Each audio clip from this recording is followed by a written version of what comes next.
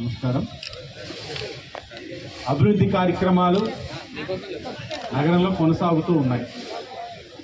ఎక్కడికక్కడ ఆ యొక్క ప్రాంతం యొక్క అవసరాన్ని గుర్తిస్తూ అభివృద్ధి కార్యక్రమాలతో పాటు ఆరోగ్యం పట్ల కూడా ప్రజల్ని అప్రమత్తం చేస్తూ వారికి ఉపయోగపడే కార్యక్రమాలు కూడా ఆలోచించుకుంటూ ముందుకెళ్తా ఉన్నాం.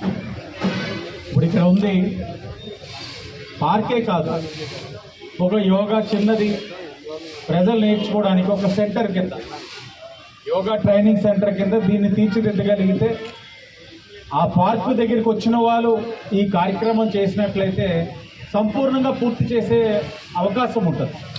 అంటే పార్కు వచ్చి చూసి ఓహో ఆసనాలు అంటే ఇదే అని ఆలోచించేదానికి చూసేదానికన్నా ఇక్కడ అదే ఆసనాలు వేసి యోగా నేర్చుకుంటే చాలా మంచిదన్నది నా తాలూకు అభిప్రాయం. గురువులు వచ్చారు, యోగా గురువులు, వారి యొక్క ఏదైతే సర్వీసెస్ను ఉపయోగించుకోండి, వాళ్ళు నేర్పిస్తామని చెప్తా ఉన్నారు. ఎందుకంటే ఈరోజు మనం చూస్తూ ఉన్నాం, ఆరోగ్యానికి మించిన ఆస్తి ఏది లేదు. ఆరోగ్యకరంగా ఉండగలిగితే అదే గొప్ప ఆస్తి. అందరూ ఆరోగ్యకరమైన సమాజం కావాలన్నది ఈ కూటమి యొక్క ప్రభుత్వం. ఎందుకంటే మానవ వనరులు ఆరోగ్యంగా ఉన్నట్లయితే సమాజ అభివృద్ధికి ఉపయోగపడతాయి, తోడ్పడతాయి. కాబట్టి ఆరోగ్యకరమైన సమాజం ఉండాలంటే ప్రతి వ్యక్తి ఆరోగ్యకరంగా ఉండాలంటే ఏదో ఒకటి మీ చేతిలో ఉన్న అవకాశం, యోగా చేయడమో, వాకింగ్ చేయడమో, లేకపోతే జిమ్కి వెళ్ళడం, ఏదో ఒకటి చేయాల్సిన అవసరం ఉంది. మన యొక్క పని ఒత్తిడి తగ్గించుకోవడానికి ఉంటుంది, అన్ని విధాలుగా కూడా ఉపయోగపడుతుంది.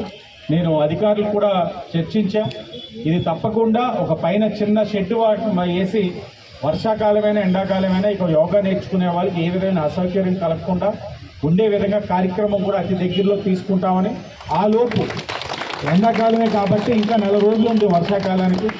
ఎండాకాలమే కాబట్టి ఉదయం 6 గంటకి ఇక్కడ మొదలుపెట్టినా, లేకపోతే సాయంత్రం ఇలా 6-6:30 గంటలకు కూడా క్లాసెస్ పెట్టుకున్నా చాలా బాగుంటుంది.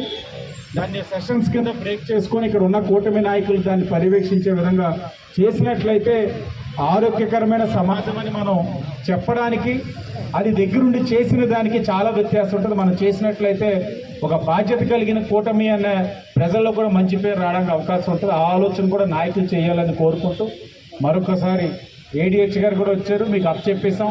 రేపటి నుంచి చాలా బాగా మెయింటెనెన్స్ చేయాలి, ఫౌంటైన్ పని చేయాలి, నీట్గా కూడా ఉండాలి. గ్లో గార్డెన్ ఎలా ఉందో గ్లో గార్డెన్ మాదిరిగా ఇది కూడా అవ్వాలని మీకు కూడా తెలియజేసుకుంటూ అందరికీ ధన్యవాదాలు.